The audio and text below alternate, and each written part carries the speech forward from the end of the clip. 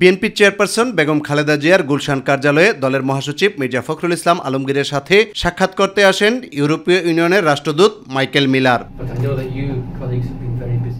বৈঠক শেষে বিএনপির স্থায়ী কমিটির সদস্য আমির খসরু মাহমুদ চৌধুরী বলেন, বাংলাদেশ ও ইইউর স্বার্থ সংশ্লিষ্ট বিভিন্ন বিষয়ের পাশাপাশি নির্বাচনের বিষয়টি সবচেয়ে বেশি গুরুত্ব পেয়েছে। মূলত নির্বাচনের রোডম্যাপ এই প্রশ্নটা নিয়ে আলোচনা হয়েছে এবং আমাদের পক্ষ থেকে যেটা আমরা সবসময় বলে আসছি যে এই বছরের মধ্যে নির্বাচন সম্পন্ন হওয়া অত্যন্ত জরুরি এবং অন্য কোনো ভাবনা দিকে না গিয়ে সরাসরি জাতীয় নির্বাচনের দিকে গিয়ে দেশের আগামী দিনে একটি নির্বাচিত সরকারের হাতে ক্ষমতা হস্তান্তর করে বাংলাদেশে গণতান্ত্রিক প্রক্রিয়া অব্যাহত রাখা। যে কয়টি বিষয়ে আমরা ঐক্যমতে যেতে পারব সেগুলো ইমিডিয়েটলি করা যেতে পারে, সেগুলোর জন্য সময় নেওয়ার কোনো কারণ নাই।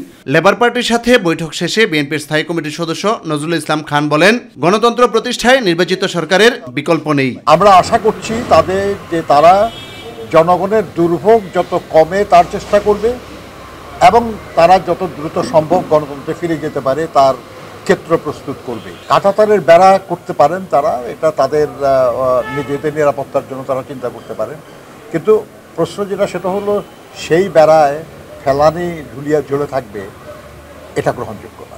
সীমান্তে যে কোনো গুরুত্বপূর্ণ ব্যবস্থা নেওয়ার আগে দুই প্রতিবেশী রাষ্ট্রের মধ্যে আলোচনা হওয়া দরকার।